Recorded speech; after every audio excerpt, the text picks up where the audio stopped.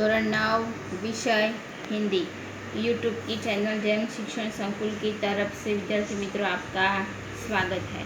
विद्यार्थी मित्रों, आगे के लेक्चर में हमने गुलमर्ग की खिड़की से एक रात, गुलमर्ग जो है वो कश्मीर की प्राकृतिक रमणीय स्थान है जो देखने लायक है।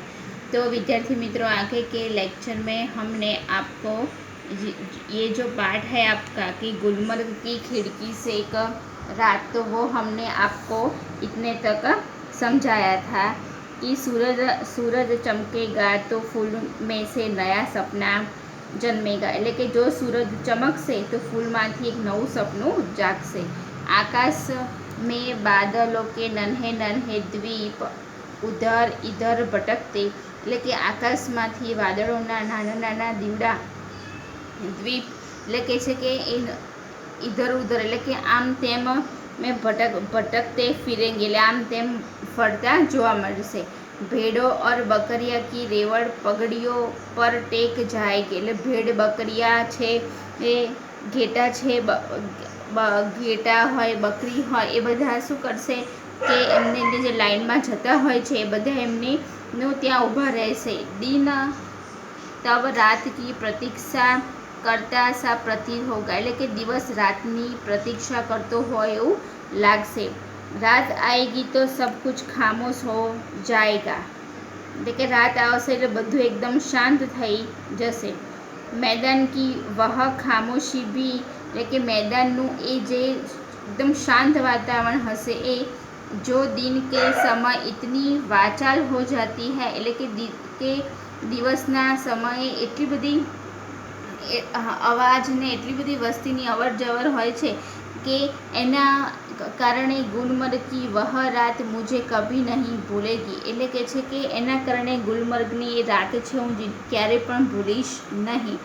मैं होटल की खिड़की में खड़ा था એટલે કે હોટલની બારીમાં બારી આગળ ઊભા રહ્યા હતા। वह दूर बहुत दूर सामने से એટલે કે બહુ દૂરથી एक बरसથી घटा मेरी तरफ बढ़ती आ रही थी એટલે કે એક વરસથી की जे घटा थी एमनी तरफ आवी रही हती। मैं प्रतीक्षा कर रहा था कि हूँ राह जोई रह्यो हतो कि वह मुझ तक पहुँचे और मुझे એટલે કે મારા સુધી પહોંચે અને મને मुझे अपने में लपेट ले એટલે કે છે કે મને એ લપેટી ले। बरसથી घटा में फिर जाने से बड़ा सुख मैंने बहुत कम जाना है એટલે કે આવું વરસાદમાં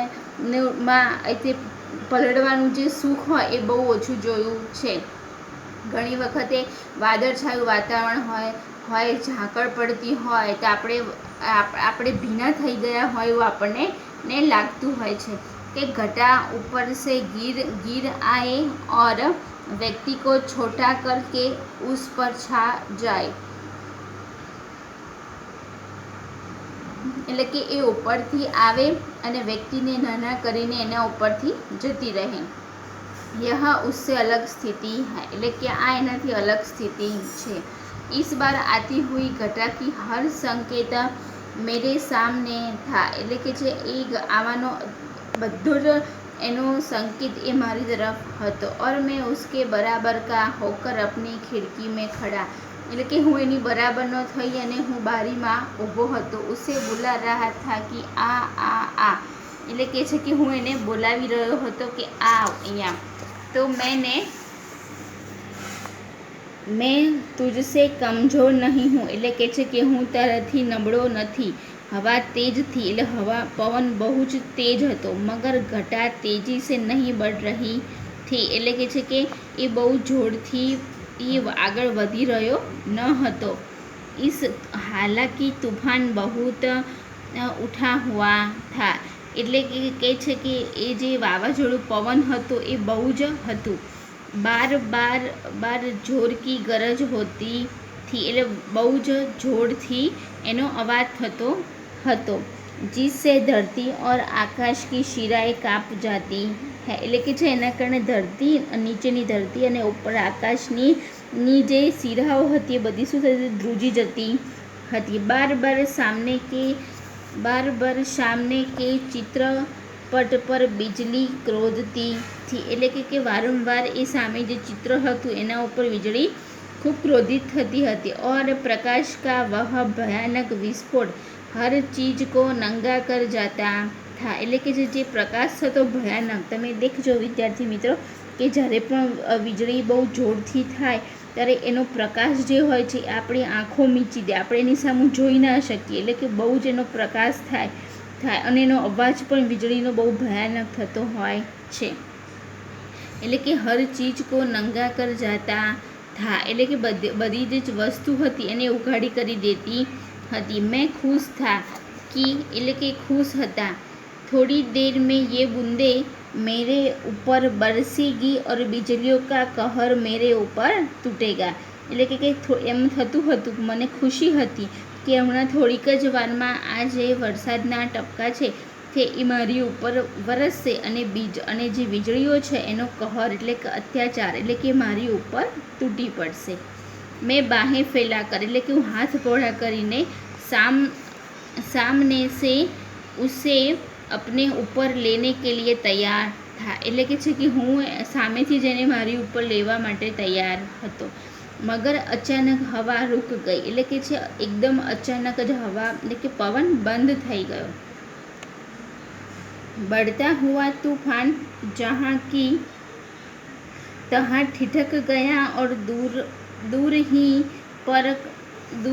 पर कटे पक्षी की तरह दम तोड़ने लगा, એટલે કે છે કે જે વાવાઝોડું પવન હતો એ એકદમ શાંત થઈ ગયો। અને બીજું શું થયું કે જ્યારે કોઈ પક્ષી પોતાનો દમ તોડતો હોય એટલે કે જ્યારે મરી જવાનો હોય એવી રીતે એકદમ શાંત થઈ જાય છે। बिजली की सांस रुकने लगी, એટલે કે વીજળીઓનો જે બહુ જ પ્રકાશ થતો હતો, વીજળીનો જે બહુ અવાજ આવતો હતો એ એકદમ બંધ થઈ ગયો। और मेरी भी, क्योंकि हवा के रुक जाने से मुझे भी बहुत ऊंचे आसमान से नीचे आना पड़ा था, એટલે કે એકદમ પવન બંધ થઈ જવાથી હું પણ ઊભો રહી ગયો અને મારે પણ એકદમ નીચે આવવું પડ્યું હતું, આકાશમાંથી નીચે આવવું પડ્યું।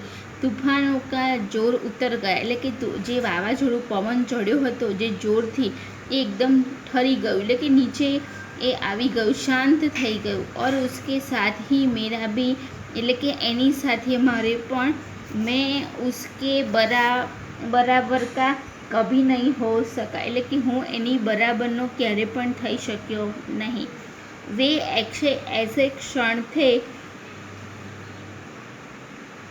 કે જીવન મેં એક દો ही बार आते हैं, એટલે કે આવા ક્ષણ જે હોય છે એ જીવનમાં એક બે વખત જ આવતા હોય છે।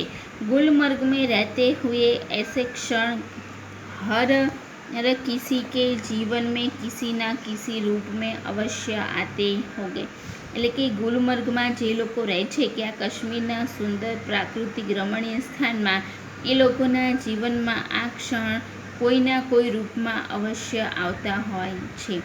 તભી તો મુદ્દત તક વહાં रह चूकने पर भी, એટલે કે છે કે ઘણા વર્ષો સુધી ત્યાં રહેતા હોઈએ તો પણ કોઈ આકર્ષણ વ્યક્તિ को फिर खींच कर वहाँ ले जाता है, એટલે કે છે કે તેનું જે આકર્ષણ હોય છે એ વ્યક્તિને પાછું ત્યાં આવવા માટે આકર્ષે છે, ખેંચે છે અને કે ત્યાં લઈ જાય છે।